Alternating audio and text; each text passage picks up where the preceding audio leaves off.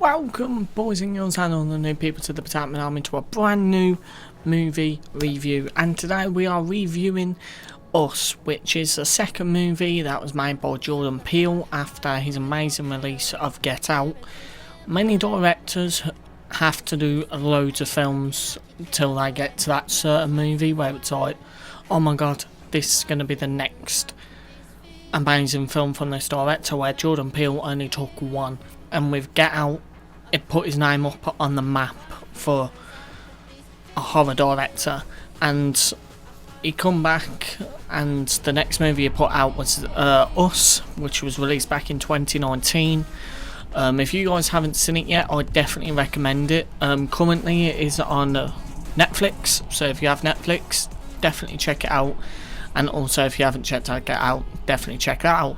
And yeah, this movie was really great. It touches on many ways of the horror franchise. Once again, I wouldn't class this as a horror.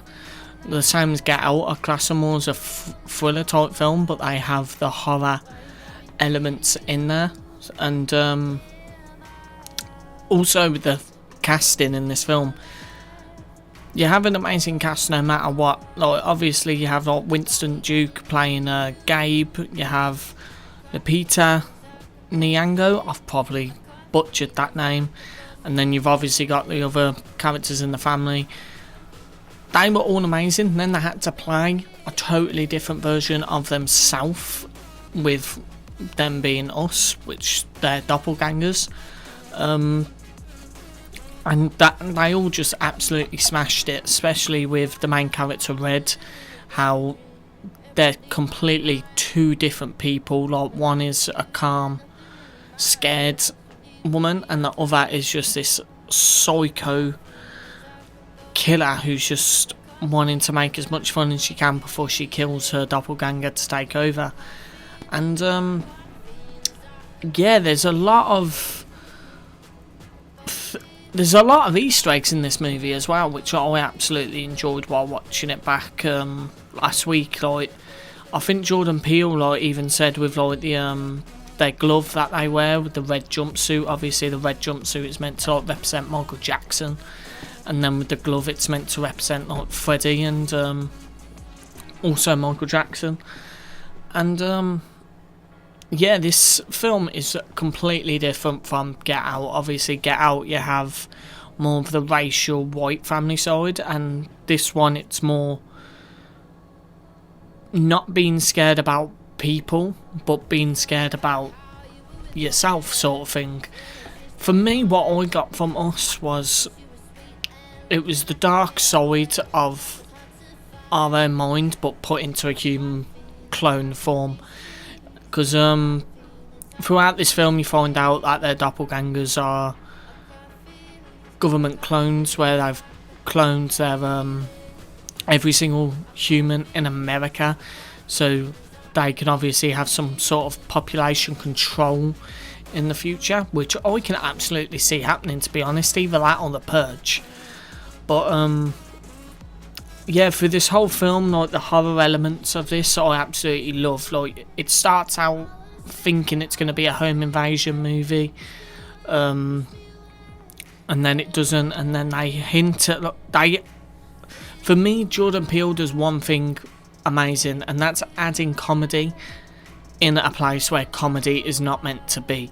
It's so, in one scene that I'm going to reference, is they've just took out their friend's family. Yeah, their friends' family's doppelgangers, because all their friends died in their house, and then they've took out the doppelgangers also. And they're going to run back, and they're like, I'm driving, I've killed so many.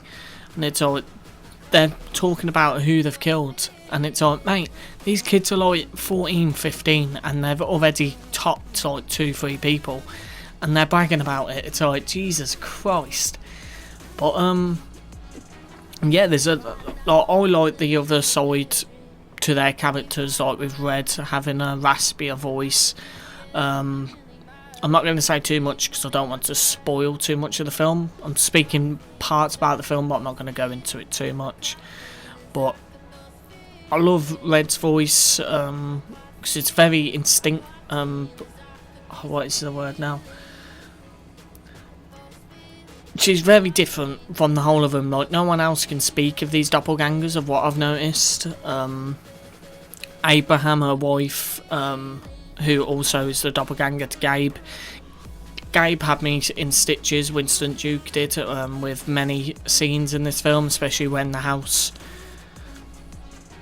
that they're going to break into the house and he's trying to scare them away, and he's like trying to be calm, and then he tries to put on the big man face, and he's like, right, police are on their way, if you come here I'm going to smash your head in with this bat.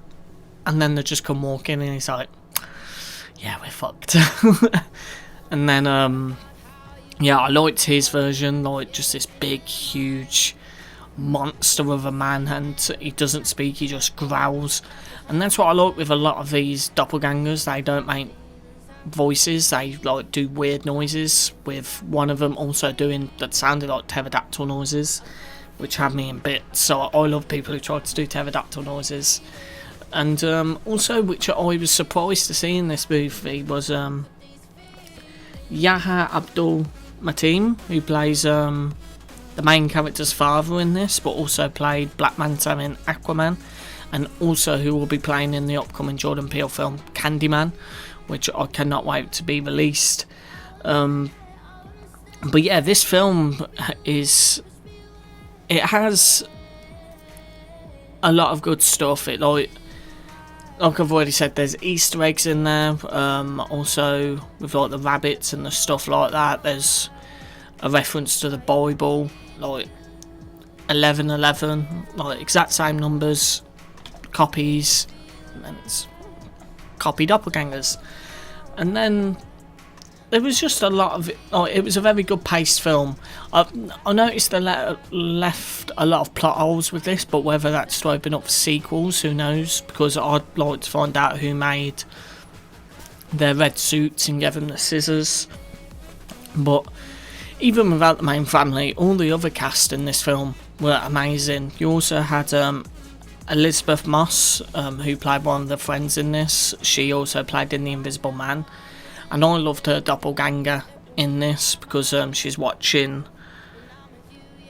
her husband outside and you can't tell what happens, and she's screaming, but because she's a doppelganger she hasn't actually got a scream, so you can see her screaming but no voice, which is absolutely amazing. And then she goes from that screaming to crying and going insane and cutting her face with the scissors.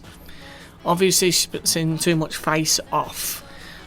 Fucking but yeah, I absolutely love this movie. If you guys love a good, I can't even say like the genre, because Jordan Peele just smashes the genre. When you think it's going to be a house invasion film, it's not, and then it goes on to a horror chase, and it's not, and then it gives you a bit of scary Hall of Mirror type vibes, and then you find out the plot of the story and you're like, gee, this did not go where I think it was going to go. And you know what, I fucking love it. But yeah, let me know guys if you've seen Us or Get Out or any other Jordan Peele production. But I'd say this and Get Out are up there with my favourite horror movies over the recent years. Jordan Peele is a massive genre changer to the franchise, which I absolutely love. But yeah, let me know your guys' thoughts on this movie. Did you enjoy it? Let me know your thoughts. What was your favourite scene from the film? Who was your favourite character? Let me know in the comment section down below. But if you guys have enjoyed this review, please smash that like button and hit that subscribe button, because we're trying our hardest to get to 5k subscribers by the end of this year. So if you are new to the channel, please subscribe and join the Potato Army today. Make sure to follow all my social media down below in the description. If you would like any movie reviewed for next week, drop it in the comment section or drop it in my DMs over on Twitter.